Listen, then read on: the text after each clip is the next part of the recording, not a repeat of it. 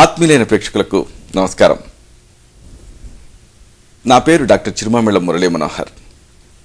ఆయుర్వేద సంహిత ఈ కార్యక్రమానికి మీకందరికీ స్వాగతం.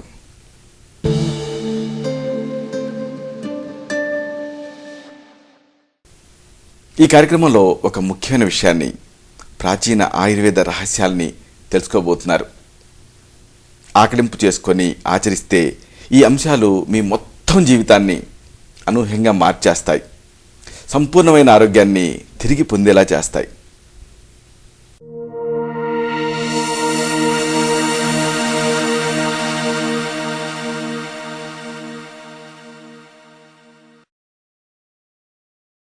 కిడ్నీ వ్యాధులు, వీటికి సంబంధించిన అవగాహన, ఈ మొత్తం సమాచారాన్ని ఈ కార్యక్రమంలో మనం తెలుసుకుందాం.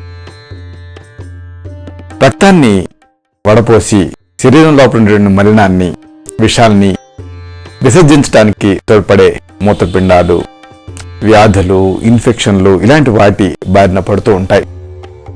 అలాంటప్పుడు ఆ లక్షణాలు ఉంటాయి చూసారా, వాటిని సకాలంలో గుర్తించాలి, ఆ తర్వాత చికిత్సని అందించాలి. అప్పుడే కిడ్నీ అనేది పాడవకుండా, డ్యామేజ్ జరగకుండా ఉంటుంది. అలా కాకుండా నెగ్లిజెన్స్తో, అశ్రద్ధతో నిర్లక్ష్యం చేశారనుకోండి, కిడ్నీలు దెబ్బతింటాయి, ఫెయిల్ అవుతాయి, ఏకంగా మూత్రపిండాలనే కోల్పోయేటటువంటి ప్రమాదం ఉంటుంది. కాబట్టి ఈ మూత్రపిండాలను ఎప్పుడు కూడా మనం చాలా జాగ్రత్తగా కాపాడుకోవాలి. నోటి ద్వారా తీసుకునేటటువంటి ఆహారమైనా లేకపోతే మందులైనా చివరికి అవన్నీ కూడా వెళ్ళి రక్తంలో కలవాల్సిందే. అలాగా మలినాలతో, విసర్జకాలతో, మందులతో కూడినటువంటి రక్తాన్ని వడకట్టేటటువంటి కీలక పాత్రని ఈ కిడ్నీలు అంటే ఈ మూత్రపిండాలు పోషిస్తాయి. జీవించినంత కాలం, బతుకున్నంత కాలం కూడా ఇలాగా నిరంతరాయంగా రక్తాన్ని ఫిల్టర్ చేసేటటువంటి, వడగట్టేటటువంటి క్రమంలో మూత్రపిండాలు ఎన్నో ఒత్తిళ్లకి లోనవుతూ ఉంటాయి. తగినంత నీరు తీసుకోకపోయినా, లేకపోతే ఆహార నియమాల్ని పాటించకపోయినా, లేకపోతే మధుమేహం అంటే డయాబెటీస్, హై బీపీ అంటే రక్తపోటు ఇలాంటి రుగ్మతలు, ఇన్ఫెక్షన్లు వీటిని నిర్లక్ష్యం చేసిన మూత్రపిండాల మీద భారం రెట్టింపు అవుతుంది, వాటి సామర్థ్యం దెబ్బతింటుంది. దీంతో వీటి ఫలితంగా ఈ మూత్రపిండాలు వ్యాధిగ్రస్తం అవుతాయి. మూత్రపిండాలకు సంబంధించి సాధారణంగా కనిపించేటువంటి వ్యాధులన్నీ కూడా సరైనటువంటి ముందు జాగ్రత్త చర్యలతో నియంత్రించగలిగినవే. అయితే అవగాహన లోపం వల్ల ఈ వ్యాధి లక్షణాన్ని గ్రహించలేక ప్రాథమిక దశలో రుగ్మతల్ని గుర్తించలేకపోతుంటారు చాలామంది. మూత్రపిండాలకు సంబంధించి సాధారణంగా కనిపించేటువంటి వ్యాధుల్ని, వాటి పరీక్షా విధానాల్ని తెలుసుకున్నాం. ముఖ్యంగా చెప్పుకోవాల్సింది కిడ్నీ ఫెయిల్యూర్ గురించి. కిడ్నీ ఫెయిల్యూర్లో అక్యూట్, క్రానిక్ అని రెండు రకాలుంటాయి. నిర్జలీయత అంటే డీహైడ్రేషన్ కారణంగా తలెత్తే అక్యూట్ కిడ్నీ ఫెయిల్యూర్లో వాంతులు, విరేచనాలు, ఇన్ఫెక్షన్ల వల్ల మూత్రపిండాలు పని చేయలేని దశకి చేరుకోవచ్చు. మూత్ర విసర్జన ఇక్కడ జరగదు కదా.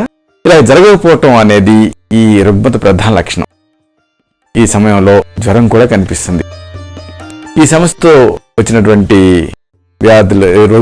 రోగులకి తగిన మందులు ఇస్తూ, అవసరం అనుకుంటే ప్రత్యేక చికిత్సల్ని తీసుకుంటే కిడ్నీలు నార్మల్గా తయారై సమస్య నుంచి బయటపడవచ్చు. ఇక ఈ మధుమేహం, రక్తపోటు, పెయిన్ కిల్లర్స్ వల్ల మూత్రపిండాలు ఫెయిల్ అయితే ఆ పరిస్థితిని క్రానిక్ కిడ్నీ ఫెయిల్యూర్ కింద పరిగణించాల్సి ఉంటుంది. కాళ్ళు, ముఖం వీటిలో వాపులు, మూత్ర విసర్జన తగ్గటం, ఆయాసం ఈ వ్యాధి ప్రధాన లక్షణాలు. ఈ రుగ్మతకి అక్యూట్ కిడ్నీ ఫెయిల్యూర్ లాగా పర్మనెంట్ క్యూర్ అంటూ ఉండదు. ఈ రుగ్మతకి మందులు వాడుతూ ఉండాలి. సరైన మందులతో కిడ్నీ మార్పిడిని నిరవధికంగా వాయిదా వేయచ్చు. సాధారణంగా ఈ కిడ్నీ ఫెయిల్యూర్ని గుర్తించడానికి ఈ రోగులకి మూత్రపిండాల సామర్థ్యాన్ని పరీక్షించి ఆ ఫలితం తాలూకు ఆధారంగా చికిత్సను అందించాల్సి ఉంటుంది. ఇందుకోసం యూరిన్ టెస్ట్తో పాటుగా సీరం క్రియాటినిన్, అలాగే అల్ట్రాసౌండ్ పరీక్షలు చేయించాల్సి ఉంటుంది. క్రానిక్ కిడ్నీ ఫెయిల్యూర్కి కారణాన్ని గుర్తించడం కోసం కిడ్నీ బయాప్సీ కూడా చేయించాల్సి రావచ్చు. ఇక తర్వాత వ్యాధి స్థితి కిడ్నీలో రాడు తయారవడం. కొన్ని జన్యుపరమైనటువంటి కారణాలు, డీహైడ్రేషను, ఎందుకంటే దీనివల్ల ఈ మూత్రంలో నీటి పరిమాణం తగ్గి ఖనిజ లవణాలైనటువంటి కాల్షియం, ఫాస్ఫేట్ గాఢత పెరిగి అవి రాళ్ళ కింద మారుతూ ఉంటాయి. అలాగే డైటరీ ఫ్యాక్టర్స్ అంటే టమాటో, క్యాబేజీ, క్యాలీఫ్లవర్, పాలకూరలకి కిడ్నీల్లో రాళ్ళు తయారేందుకు దోహదపడే లక్షణాలు ఉంటాయి. ఇలాంటి అన్నిటి వల్ల మూత్రపిండాల్లో రాళ్ళు ఏర్పడే అవకాశం ఉంటుంది. కిడ్నీలో ఏ రకమైన రాళ్ళు ఏర్పడినా లక్షణాలు ఒకే రకంగా ఉంటాయి. వీపులో మొదలై గజ్జల లోపలికి ప్రసరించే విపరీతమైనటువంటి నొప్పి కిడ్నీ స్టోన్స్ ప్రధాన లక్షణం. అలాగే మూత్రంలో మంట, రక్తం, వాంతులు, జ్వరం, ఒకవేళ 2 కిడ్నీల్లోనూ రాళ్ళు ఉంటే మూత్రం ఆగిపోవటం, ఇలాంటివి సాధారణంగా కనిపించేటువంటి లక్షణాలు. కిడ్నీలో రాళ్ళు చిన్నగా ఉన్నాయనుకోండి, అవి పడిపోవటానికి తగిన ఆయుర్వేద మందులు తీసుకుంటూ ఎక్కువగా నీళ్లు తాగమని సూచిస్తూ ఉంటాం. అలాగే కిడ్నీలో రాళ్ళు ఏర్పడటానికి తోడ్పడేటువంటి పదార్థాలు, మాంసాహారం తగ్గించమని సూచిస్తూ ఉంటాం. ఒకసారి కిడ్నీల్లో రాళ్ళు ఏర్పడితే వాటిని తొలగించిన తర్వాత కూడా తిరిగి రాళ్ళు ఏర్పడేటువంటి అవకాశాలు ఉంటూ ఉంటాయి. కాబట్టి ఇలాంటి రోగులు ఈవెన్ సర్జరీ తర్వాత కూడా జీవితాంతం వైద్య పర్యవేక్షణలో స్కానింగ్ లాంటి పరీక్షలు చేయించుకుంటూ తగిన ఆయుర్వేద మందు వాడాల్సి ఉంటుంది. ఈ కిడ్నీ స్టోన్స్ లక్షణాలతో వచ్చిన రోగికి రాళ్ల పరిమాణం, రకం, ప్రదేశం తెలుసుకోవడం కోసం ultrasound, x-ray, urine examination, serum creatine పరీక్షలు చేయించాల్సి ఉంటుంది. ఈ పరీక్షల్లో రాళ్ళు ఉన్నట్టు నిర్ధారణ అయితే అప్పుడు సిటీ స్కానింగ్ ఇలాంటి అవసరం అవుతాయి. ఈ పరీక్షతో రాయి స్వభావం, ఆకారం, అలాగే పరిమాణం లాంటి వివరాలన్నీ తెలుస్తాయి. ఇక కిడ్నీ వ్యాధుల్లో తర్వాత వ్యాధి కిడ్నీ ఇన్ఫెక్షన్. నయం కాని యూరినరీ ఇన్ఫెక్షన్స్ పైకి మూత్రపిండాలకి పాకి సాధారణంగా ఇలాగా ఈ వ్యాధిని కలుగజేస్తూ ఉంటాయి. అయితే రక్తం లోపల ఇతర ఇన్ఫెక్షన్లు మూత్రపిండాలను కూడా వ్యాధిగ్రస్తం చేయొచ్చు. అలాగే మధుమేహం, అదుపు తప్పటం, రోగనిరోధక శక్తి తగ్గటం, ఇలాంటి వాటి వల్ల పైలోనెఫ్రైటిస్ అనేటువంటి కిడ్నీ ఇన్ఫెక్షన్కి దారి తీసే ఇతర కారణాలు కూడా ఉంటూ ఉంటాయి. విపరీతమైనటువంటి జ్వరం, వీపులో పక్కటెముకల కింద నొప్పి, చలితో కూడినటువంటి జ్వరం ఈ వ్యాధి ప్రధాన లక్షణాలు. కిడ్నీ ఇన్ఫెక్షన్ని నయం చేయడం కోసం సరైనటువంటి ఔషధాలు ఉంటాయి, వీటిని వాడాల్సి ఉంటుంది. ఈ మందులు 3 నుంచి 4 వారాల పాటు వాడిన తర్వాత మళ్లీ పరీక్ష చేసి ఇన్ఫెక్షన్ ఎంతవరకు కంట్రోల్ అయిందో తెలుసుకోవాల్సి ఉంటుంది. సాధారణంగా ఇలాగా ఇన్ఫెక్షన్ ఉంది అని అనుమానం ఉన్నప్పుడు యూరిన్ ఎగ్జామినేషన్, ఇన్ఫెక్షన్ రకాన్ని తెలిపేటువంటి urine culture, blood culture, kidney function తెలిపేటువంటి సీరం క్రియాటిన్ పరీక్ష, అల్ట్రాసౌండ్ పరీక్షలు చేసి ఈ కిడ్నీ ఇన్ఫెక్షన్ని గుర్తించాల్సి ఉంటుంది. ఇక తర్వాత స్థితి కిడ్నీ క్యాన్సర్. జన్యుపరమైనటువంటి కారణాలే కిడ్నీ క్యాన్సర్కి ప్రధాన కారణం కింద ఉంటాయి. సాధారణంగా కిడ్నీ క్యాన్సర్ ప్రథమ దశలో లక్షణాలు పెద్దగా కనిపించవు. ఇతర రుగ్మతల కోసం టెస్టులు చేసినప్పుడు కిడ్నీ కూడా క్యాన్సర్కి గురైంది అన్న విషయం బయటపడుతూ ఉంటుంది. ఒకవేళ ట్యూమర్ మరీ పెద్దగా ఉంటే అప్పుడు కొన్ని లక్షణాలు ఉంటాయి. మూత్రంలో రక్తం రావటం, కిడ్నీ ప్రదేశంలో నొప్పి, ఇలాంటి లక్షణాలు కనిపిస్తాయి. కొన్ని సందర్భాల్లో వ్యాధి మరింత ముదిరిపోయి కిడ్నీ నుంచి కాలేయానికి, ఊపిరితిత్తులకు కూడా పాకుతుంది. అలా కాకుండా కిడ్నీ క్యాన్సర్ అక్కడికే పరిమితం అయితే, గడ్డ కూడా చిన్నదిగానే ఉంటే అప్పుడు పార్షియల్ నెఫ్రెక్టమీ లేదా రాడికల్ నెఫ్రెక్టమీ అనే సర్జరీలో ఒకదాన్ని ఎంచుకొని తొలగించేస్తూ ఉంటారు. సర్జరీ తర్వాత సమర్థమైనటువంటి ఆయుర్వేద చికిత్సతో ఈ క్యాన్సర్ని పూర్తిగా అదుపు చేయొచ్చు. ఒకవేళ ఈ గడ్డ మరీ పెద్దదిగా ఉంటే టోటల్ నెఫ్రెక్టమీ చేసి కిడ్నీని తొలగించాల్సి ఉంటూ ఉంటుంది. ఈ సర్జరీని రాడికల్ నెఫ్రెక్టమీ అంటూ ఉంటారు. అలా కాకుండా క్యాన్సర్ కిడ్నీ నుంచి శరీరం అంతా పాకిపోయి ఉంటే దానికి ప్రత్యేక ఆయుర్వేద రసాయన చికిత్సలు అనేవి అవసరం అవుతాయి. అయితే ఈ పరిస్థితి తలెత్తకుండా ఉండాలంటే తరచుగా మాస్టర్ చెకప్ ఇలాంటి హెల్త్ పరీక్షలు చేయించుకుంటూ మూత్రపిండాల ఆరోగ్యాన్ని తెలుసుకుంటూ ఉండాలి. ఇలాంటి పరీక్షల వల్ల ఒకవేళ కిడ్నీ క్యాన్సర్కి గురైన తొలి దశలోనే గుర్తించి తగిన యాక్షన్ తీసుకోవడానికి అవకాశం ఉంటుంది. సాధారణంగా అల్ట్రాసౌండ్, సిటీ స్కాన్, ఎంఆర్ఐ పరీక్షలతో ఈ క్యాన్సర్ గడ్డ పరిమాణం తెలుస్తుంది. ఇక తర్వాత condition congenital kidney problems. Congenital అంటే పుట్టుకతోటే కూడా ఈ మూత్రపిండాలలో లోపాలు ఉండొచ్చు. మూత్రపిండాల నుంచి మూత్రం బయటకు వెళ్ళేటువంటి మార్గంలో మూత్రనాళంలో అడ్డంకులు ఏర్పడవచ్చు. పియూజీ అబ్స్ట్రక్షన్ అంటే పెల్విక్ యూరెటర్ జంక్షన్ అబ్స్ట్రక్షన్ అంటాం అనే ఈ సమస్య బిడ్డ తల్లి గర్భంలో ఉండగానే ఏర్పడుతూ ఉంటుంది. ఆ సమయంలో స్కానింగ్ చేసినప్పుడు గర్భస్థ శిశువు మూత్రపిండాల్లో వాపు కనిపిస్తుంది. యాంటీనేటల్ హైడ్రోనెఫ్రోసిస్ అనేటటువంటి ఈ సమస్య కనిపిస్తే బిడ్డ పుట్టిన తర్వాత సాధారణంగా మెడికల్ కేర్ అవసరం. పుట్టిన 3, 6 లేదా 12 నెలలకి బిడ్డకి స్కానింగ్ చేస్తూ వాపు తగ్గుతుందో పెరుగుతుందో గమనించుకుంటూ ఉండాలి.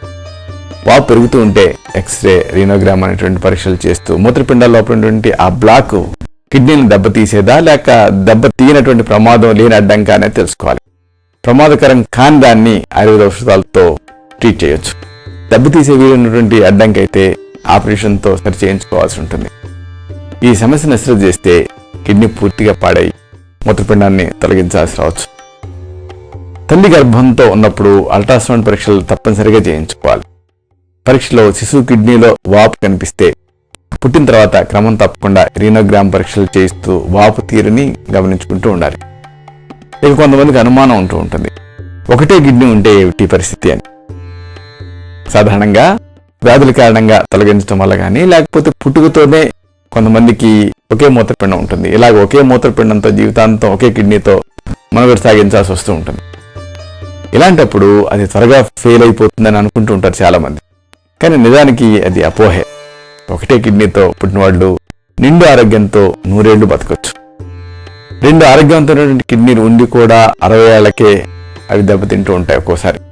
కాబట్టి 2 కిడ్నీలు ఉన్న వాళ్ళకు ఉన్నటువంటి అనుకూలత ఏంటంటే, వ్యాధుల వల్ల ఒక కిడ్నీ కోల్పోయినా మరొక కిడ్నీ ఉంటుంది కాబట్టి జీవితాన్ని ఎడదీయచ్చు. ఒకే కిడ్నీ ఉండే వాళ్ళ విషయంలో అలా వీలు కాదు కదా.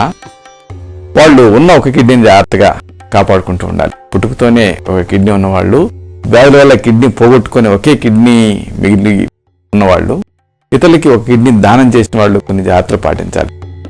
ఎటువంటి వ్యాధులు రాకుండా జాగ్రత్తగా ఉండాలి. ఇలా ఉండటంతో పాటు క్రమం తప్పకుండా చెకప్ చేయించుకుంటూ ఉండాలి. రక్తపోటు, మధుమేహం వీటిని అదుపులో ఉంచుకుంటూ మూత్రపిండాలు, యూరిన్ ఎగ్జామినేషన్, సెరం క్రియాటిన్, రక్త పరీక్షలు చేయించుకుంటూ యూరిన్లో ప్రోటీన్ పోతుందేమో అనేది పరీక్ష చేయించుకుంటూ ఉండాలి. ఆల్బుమిన్ అనేది ఆల్బుమినూరియా ఉందేమో చూపించుకుంటూ ఉండాలి. ఒకటే మూత్రపిండం ఉంటుంది కాబట్టి దానిపై భారం పడటం అనేది సహజం. కాబట్టి ఆ భారానికి మూత్రపిండం భరించగలుగుతుందో లేదో ఎప్పటికప్పుడు ఈ పరీక్ష ద్వారా చెక్ చేయించుకుంటూ ఉండాలి. ఇలాగా అప్రమత్తంగా ఉంటే ఒకే మూత్రపిండం కూడా ఉన్నప్పటికీ కూడా ఆరోగ్యకరమైన జీవితాన్ని గడపవచ్చు. ఇక అసలు ఈ మూత్రపిండాల ఆరోగ్యం కోసం ఏం చేయాలి అనేది ప్రతి వాళ్ళు తెలుసుకుని ఉండాలి. ఈ కిడ్నీలు లేదా ఈ మూత్రపిండాలు ఆరోగ్యంగా ఉండాలంటే కొన్ని జాగ్రత్తలు ప్రతివాడు తప్పకుండా పాటించాలి. రక్తపోటు, డయాబెటీస్ అంటే మధుమేహం రాకుండా చూసుకుంటూ ఉండాలి. చూసుకోవడంతో పాటు ఒకవేళ వస్తే వాటిని అదుపులో ఉంచుకోవాలి. రోజుకి 5 నుంచి 6 గ్రాములకి మించి ఉప్పు తీసుకోకూడదు. శరీరం నీటి శాతాన్ని సమతులంగా ఉంచుకుంటూ ఉండాలి. అందుకోసం నీళ్ళు ఎక్కువగా తాగుతూ ఉండాలి. నిర్జలీయత అంటే డీహైడ్రేషన్కి గురి కాకుండా చూసుకోవాలి. జీవనశైలి, వాతావరణం, శరీర తత్వం, ఆహారపు అలవాట్లు వీటి ఆధారంగా తగినన్ని నీళ్లు తాగుతూ ఉండాలి. ధూమపానం అంటే ఈ స్మోకింగ్ వల్ల మూత్రపిండాలకు రక్త ప్రసరణ మందగిస్తుంది. దీంతో ఇలా మందగిస్తుంది కాబట్టి కిడ్నీల పనితీరు దెబ్బతింటుంది. అలాగే ఈ స్మోకింగ్ వల్ల, ఈ ధూమపానం వల్ల మూత్రపిండాలు క్యాన్సర్కి గురయ్యేటువంటి అవకాశాలు కూడా పెరుగుతాయి. కాబట్టి ధూమపానానికి దూరంగా ఉండాలి. అలాగే పెయిన్ కిల్లర్స్ వాడటం చాలా ప్రమాదకరం. ఈ మందులు మూత్రపిండాలని ప్రభావితం చేస్తాయి. రక్తంలో కలిసినటువంటి ఈ మందుల్ని ఫిల్టర్ చేసేటువంటి క్రమంలో మూత్రపిండాలు ఎక్కువ శ్రమకు గురవుతాయి. కాబట్టి ఈ జాగ్రత్తలన్నీ తీసుకోవాలి. మూత్రపిండాల సమస్యలు ఉన్నప్పుడు సురక్షితమైనటువంటి చక్కని ఆయుర్వేద ఔషధాలు అనేక ఉంటాయి.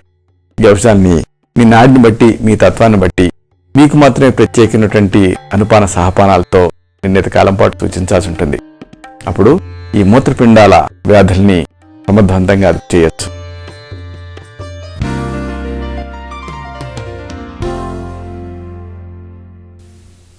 చూశారు కదా, ఇది విషయం. ఈ కార్యక్రమం మీకు ఉపయోగపడిందని, ఉపయోగపడుతుందని ఆశిస్తాను. అలాగే ఇందులోని విషయాల మీద మీకు అవగాహన పెరిగిందని భావిస్తాను. దీనిలోని విషయాలు నలుగురికి చేరేలాగా, 10 మందికి ఉపయోగపడేలా మీ వంతు సహాయం మీరు చేయండి.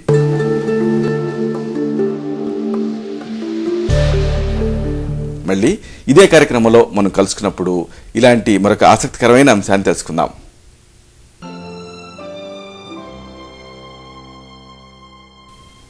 శతం జీవ శరదో వర్ధమానః, శతం హేమంతాన్ శతం వసంతాన్. 100 శరత్తులు, 100 హేమంతాలు, 100 వసంతాలు వర్ధిల్లుతూ జీవించండి.